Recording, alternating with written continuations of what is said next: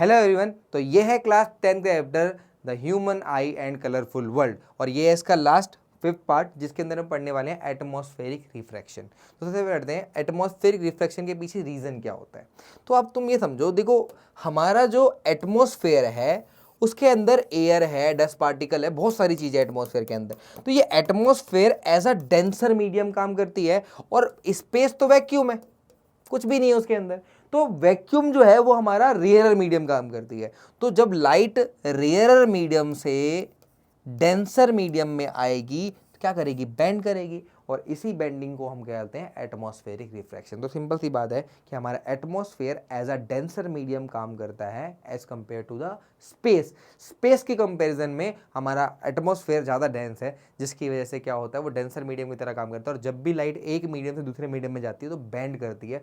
इसी वजह से इसी फिनोमेना को हम क्या बोलते हैं, एटमॉस्फेरिक रिफ्रैक्शन। दोबारा बोल रहा हूँ, तो हमारा जो कैसे पूरा डिफाइन करो तो हमारा जो एटमॉस्फेयर है वो डेंस है एज कम्पेयर टू वैक्यूम और जब भी लाइट एक मीडियम से दूसरे मीडियम में ट्रेवल करती है तो बेंड करती है। तो एटमॉस्फेयर की वजह से लाइट की बेंडिंग जो होती है, सनलाइट की जो बेंडिंग होती है, इसी को हम एटमॉस्फेरिक रिफ्रैक्शन कहते हैं। सिंपली लिखा हुआ है आपका। अब इस एटमॉस्फेरिक रिफ्रैक्शन से क्या क्या होता है वो तुम्हें समझना है। सबसे पहले हमारे पास एपरेंट पोजिशन ऑफ द सन।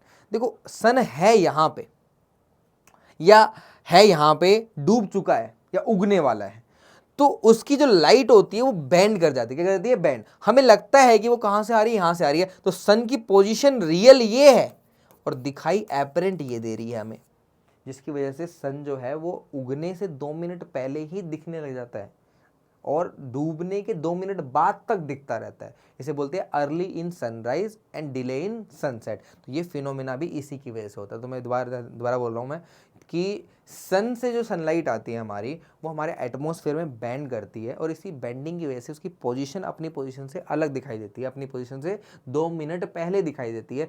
इसी को हम क्या बोलते हैं, एटमॉस्फेरिक। इसी को हम क्या बोलते हैं, early in sunrise and delay in sunset. तो ये वो हमारा वो टॉपिक है, डिफाइन कर रखा है। ये डायग्राम तुम्हें ध्यान रखना है कि सन जो है हमारा, ऐसे अगर मैं समझाऊं कि सन जो है हमारा, ये होराइजन है मान लो, तो यहाँ पे है सन, डूब चुका है मान लो, और डूब गया या उगने वाला, अभी उगने वाला नीचे ही है, अभी उगा नहीं है, तो इससे लाइट जो आ रही है वो बेंड कर रही है। तो आपको लग रहा है कि हमारा सन जो है वो यहाँ पे है, तो अभी उगी भी, अभी जो सूरज है वो उगा भी नहीं है, लेकिन फिर भी आपको दिखने लग गया। इसका मतलब ये क्या, अर्ली इन 2 मिनट पहले उग गया, अर्ली इन सनराइज हो गया। और ऐसे ही ये डूब चुका है, नीचे आ चुका है पूरा, ठीक है। और रियल पोजीशन ये है हमारी, ये रियल पोजीशन है, ये रियल पोजीशन है। दिखाई कहाँ दे रहा है ये हमारा, ये दिखाई कहाँ दे रहा है, यहाँ दे रहा है, बेंड करके लाइट दिखाई कहाँ दे रहा है, यहाँ दे रहा है। इसका मतलब क्या है कि अपनी पोजीशन से ऊपर दिखाई दे रहा है। तो यही हमारा क्या होता है, early in sunrise and delay in sunset. तो तुम्हें ध्यान रखना, ये इंपॉर्टेंट है और रीज़न ऊपर लिख भी रखा है हमारा।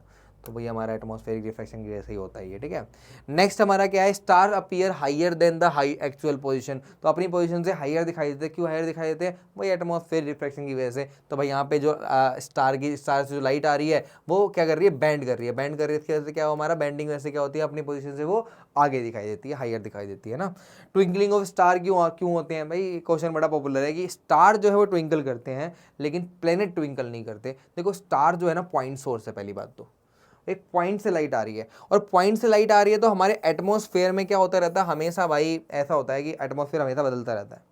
एटमॉस्फेयर हमेशा क्या होता था, चेंज, भाई कभी टेम्परेचर है, कभी हवा चल रही है, कभी ये, जिसकी वजह से उसमें जो लाइट आ रही है उसका रिफ्लेक्शन भी अलग तरीके से हो रहा है। तो हमारी तक पहुंचने वाली जो लाइट है ना वो अलग अलग है, कभी कम पहुंचती है लाइट, कभी ज़्यादा पहुंचती है, इसलिए वो ट्विंकल करता हुआ नजर आता है। ऐसा लगता है कि बंद रहा है, बुझ रहा है, जल रहा है, बुझ रहा है, जल रहा है, ऐसा लगता है हमें। तो इसका रीज़न क्या होता है कि आपको सिंपल लिखना है, एटमॉस्फेरिक रिफ्लेक्शन की वजह से जो स्टार है उससे जो लाइट आ रही है हमारी आंखों तक वो कभी कम आ रही है, कभी ज़्यादा आ रही है, जिसकी वजह से वो ब्लिंकिंग करता हुआ नजर आता है, ठीक है। लेकिन जो प्लैनेट्स हैं वो बहुत नज़दीक हैं, वो पॉइंट सोर्स की तरह काम नहीं करते, वो एक सीडी डिस्क की तरह काम करते हैं, डिस्क की तरह काम करते हैं। तो उनसे वाली आने वाली लाइट लगभग लगभग चारों तरफ से बराबर ही रहती है। इसी वजह से जो है हमारा वो पूरा का पूरा इक्वली दिखाई देता है, कलर चेंज नहीं, मतलब एक तरह से ब्लिंकिंग नहीं करता। तो प्लेनेट जो है हमारे यहाँ, आपको मून को देखते हो तो मून जो है हमारा एक तरह से चमकता हुआ, एक तरह से ब्लिंकिंग करता हुआ दिखाई नहीं देता, ट्विंकल करता नहीं दिखाई देता।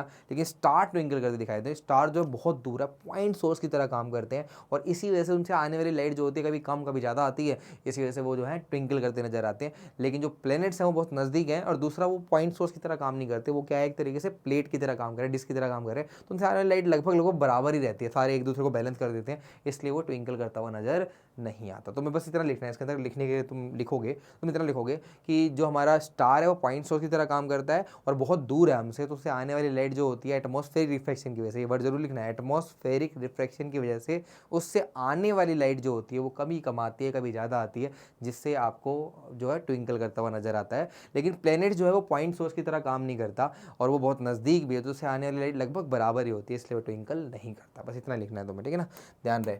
ये डेफिनेशन लिखी हुई सारी की सारी यहाँ पे, तो क्लियर हो गया होगा तुम्हें। प्लेनेट जो है ट्विंकल नहीं करते, उसी का रीजन लिख रखा, प्लेनेट जो है पॉइंट सोर्स की तरह काम नहीं कर रहा है। ये सारे के सारे स्टार जो है पॉइंट सोर्स की तरह काम कर रहे हैं, लेकिन जो आपका पूरा का पूरा मून है वो पूरा बड़ा सा है हमारा, जिससे उससे आने वाली लाइट लगभग बराबर ही है, इसलिए वो आपका किसी भी तरह का ट्विंकलिंग नहीं कर रहा, ठीक है।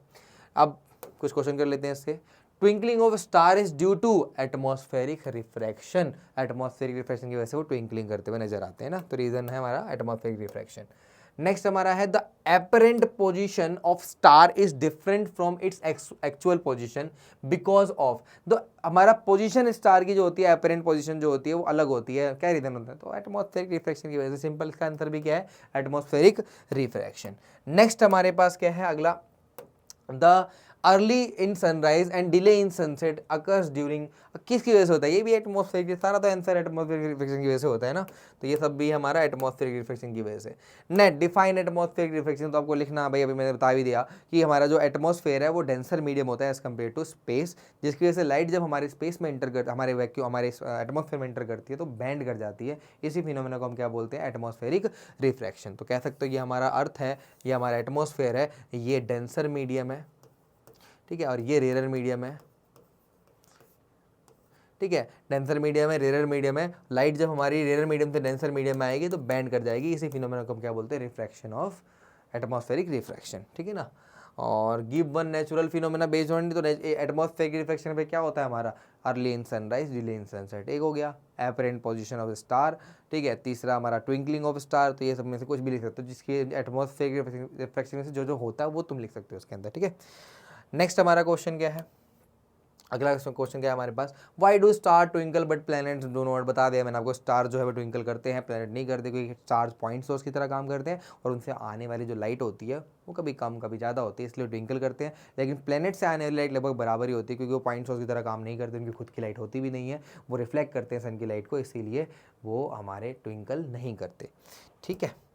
नेक्स्ट हमारे पास क्या है, नेक्स्ट क्वेश्चन हमारा, explain why the sun is visible to us about 2 minute before and वही यार delay in early in sunrise delay in sunset, वही लिख देना आपको ना, पूरा वही क्वेश्चन है हमारा, डायग्राम बना देना है और लिख देना है कि होराइजन पोजीशन पे वो थोड़ा सा नीचे होता है तब भी हमें ऊपर दिखाई देता है एटमॉस्फेरिक रिफ्लेक्शन की वजह से, ठीक है ना।